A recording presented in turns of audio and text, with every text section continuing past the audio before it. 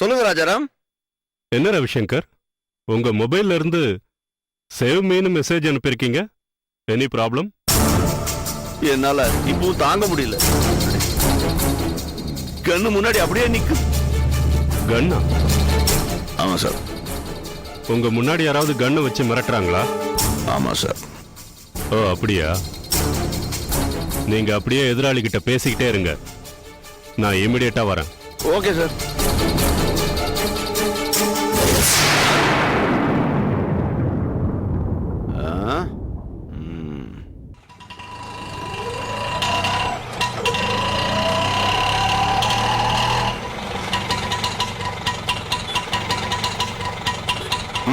Okay sir.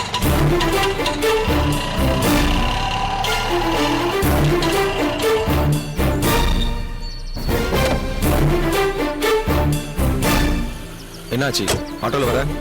Bike repair ஆயிடுச்சு, வீட்ல விட்டுட்டு ஆட்டோல வரேன். நேத்து ராத்திரி கேமரா சரியா ஃபிக்ஸ் பண்ணிட்டதானே? கரெக்டா பண்ணிட்டேன். பேட்டரி சார்ஜ் எல்லாம் செக் பண்ணியா? பக்கா. ஆமா, இது யாரோட வீடுன்னு கண்டுபிடிச்சாச்சா? Space research center former director mister ரவிசங்கரோட ஃப்ரெண்ட் சுந்தரம்ங்கிற விவிஐபியோட கெஸ்ட் ஹவுஸ். கெஸ்ட் ஹவுஸ்னு சொல்றீங்க, இங்க வந்து நாம ஏன் கேமரா ஃபிக்ஸ் பண்ணோம்? இந்த மாதிரியான ஆட்கள்லாம் பெரிய சர்க்கிள் உள்ளவங்க. நாம எப்படி என்கொயரிக்கு போனாலும் வீடே எந்தில்லைன்னு சொல்லி கூட இவங்க எல்லாம் தப்பிச்சிடுவாங்க. அதனால அவங்க இந்த வீட்டுக்கு வந்து போறதுக்கு ஆதாரமா நம்ம கிட்ட ஏதாவது ஒண்ணு வேணும்.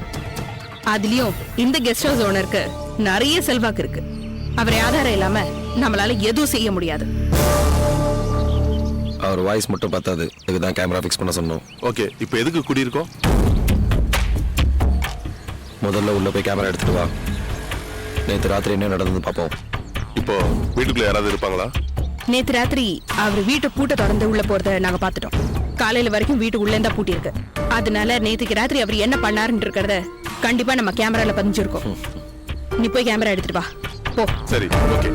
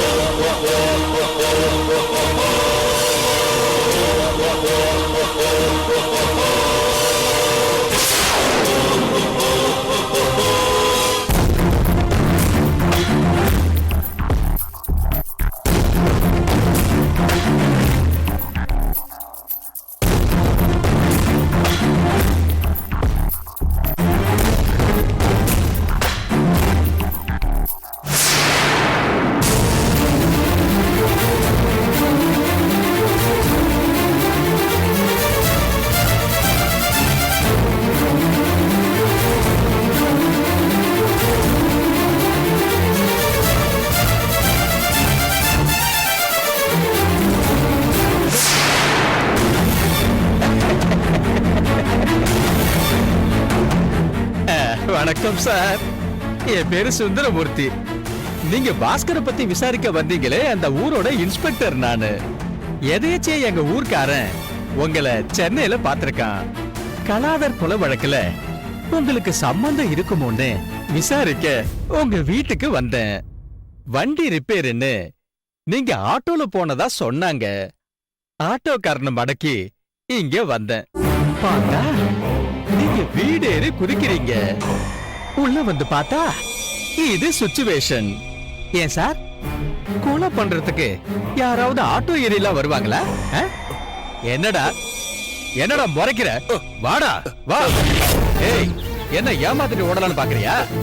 வா கண்ணா, வா வா வா வா. ஏறு ஏறு, மெதுவா மெதுவா ஏறு. ஏய் ஏறு, சீக்கிரம் ஏறுடா. என்னடா முழிக்கிற? ஏறு. ஏய் ஏறுங்கறல்ல, ஏறு. ஏறுடா, ஏறு. அப்படி ஏறு. சார், சார், நான் சுந்தரமூர்த்தி பேசுறேன் சார். சார், நான் உங்களை சந்திக்கணுமே. ஒரு பெரிய டீம் மாட்டிருக்கு சார். ஆமா சார், வந்துருங்கல்ல? ஓகே சார், வந்துருங்க. சரி.